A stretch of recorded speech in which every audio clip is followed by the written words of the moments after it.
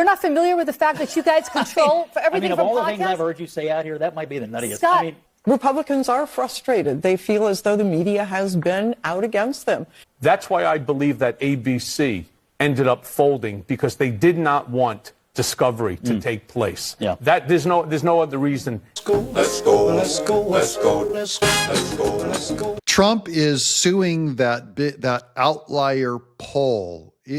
Does he have a right to sue a poll that weighed things wrong if they didn't do so criminally? I don't even know what the definition of criminally would be. But welcome to John Mike Keene. This is going to be weird. This has Michael Cohen, the guy who despised Trump and said he was going to leave the country, is now defending him on CNN. But Scott Jennings, as usual, offers the truth bombs against a giant bias slanted media. Check this out. The poll was wrong. Many of the polls are wrong. They've been wrong for many cycles.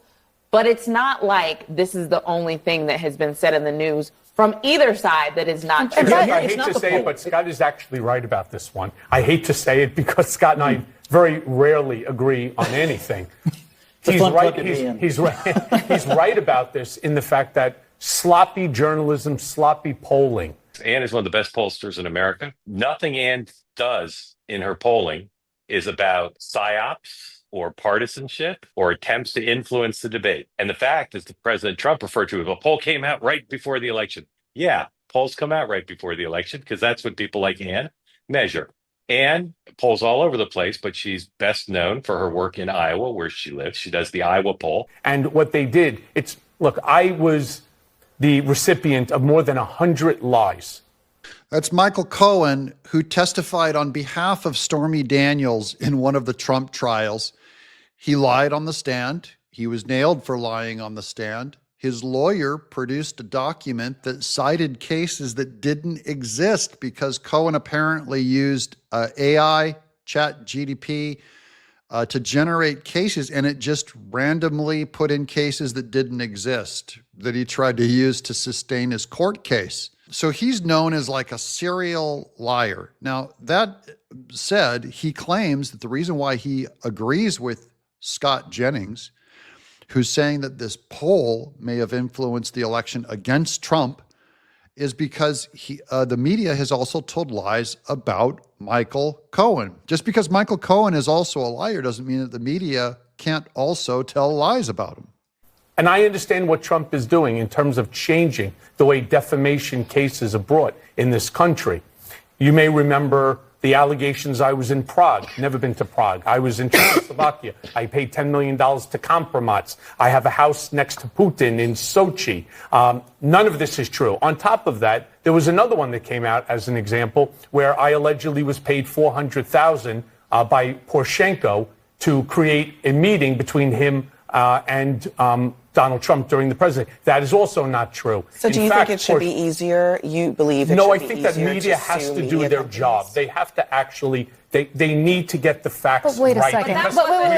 We were right. And that's always wrong. One thing that he says that's true is the media has to do their job.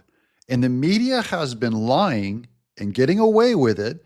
And then you'll hear them give the excuse of what about free speech? Well, free speech does not give you the right to tell lies, constant lies. And I actually believe in the case of Trump that the lies that the media told against him were equivalent to in-kind donations to the Democrat Party.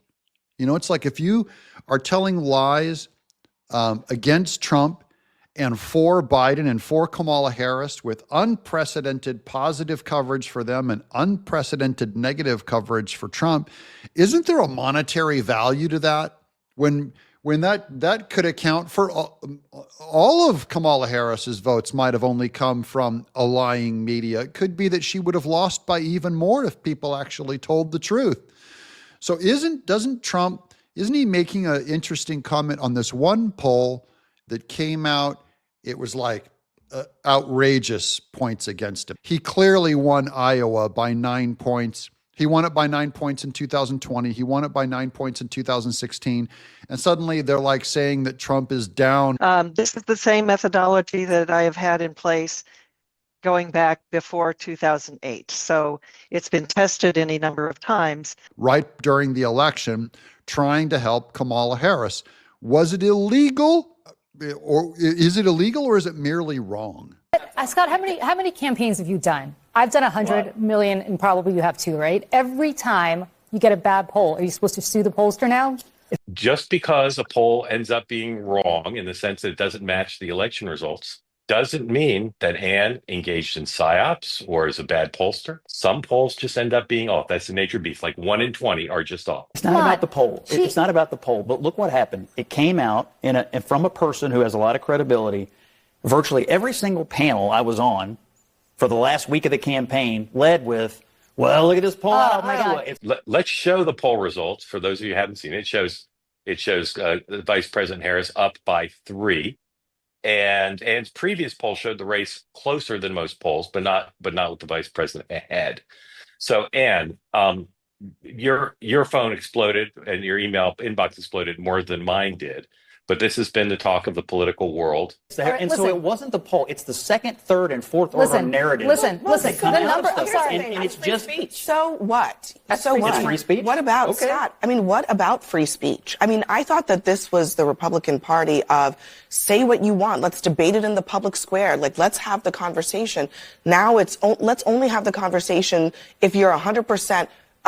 Prescient and correct in that moment. It was a bad poll. It was a wrong poll. The media discussed it. So what? Do you know what I'm so tired of, Scott? The number 1 cable news network, Fox News. The number 1 paper by circulation, the Wall Street Journal. Number 3 paper by circulation, the New York Post. Number 1 person on the radio, Sean Hannity. The number 1 person on the podcast, Joe Rogan. All of these people are Trump supporters. What media are you talking about that's anti-Trump? You're not familiar with the anti-Trump media? She's saying that because we now have the number 1, that the anti-Trump media, it doesn't exist? Just because Fox News is one network and all of the others are lying and against him, if you added up all of their numbers, they would equal way more views than Fox, especially if you're talking about broadcast with ABC, NBC, CBS. Those broadcast news networks have much bigger audiences than mere one small Fox News cable channel. I think Fox News might be 10, 20% of their audience share. For instance, The View gets way more views being broadcast on ABC. You can pick up an antenna right now and play it on your TV because it's broadcast and you don't have to have cable. So and journalism and big tech, the things that YouTube or Facebook or Instagram chooses to censor tends to lean against conservatives and for liberals. So the idea that this other lady is saying, you guys we can't help it that our product, when we do come out and tell the truth, guys like Joe Rogan, that we become the number 1 podcast in the world because people are looking for truth. And the traditional Democrat media has so discredited itself that no one wants to hear from it. You're not familiar with the fact that you guys control for everything of from all podcasts? the things I've heard you say out here, that might be the nuttiest. Scott, believe me, there's plenty of anti-Trump media. She's trying to pay you. She's trying to pay conservatives. What I'm basically trying to say is that you guys have taken over the airwaves. You guys have taken over the radio airwaves. You guys have taken over podcasts. You guys have taken over pretty much, and now you're sitting here complaining because all you guys do is whine and complain. Your entire raison d'etre is to have grievances. You don't actually think about leading. You just think about having grievances against the media. No, actually, we do think about leading too, and we do actually lead everything. But I'll sit here and I'll air my grievances. Yeah, I don't really complain that much, actually. I just make fun of the other side. That's what we do here at John Mike Keene. Is I just make fun of media. I make fun of CNN. I make fun of this lady because I'd rather do that than just complain. I think it's funny that their bias is so ridiculous and self-defeating, and you just end up losing an election because you've only lied to people, and now you're all losing your jobs. And I'm still laughing because I didn't do this to you. I can't help it that YouTube, right-wing YouTube, is super successful. Okay? I can't help that.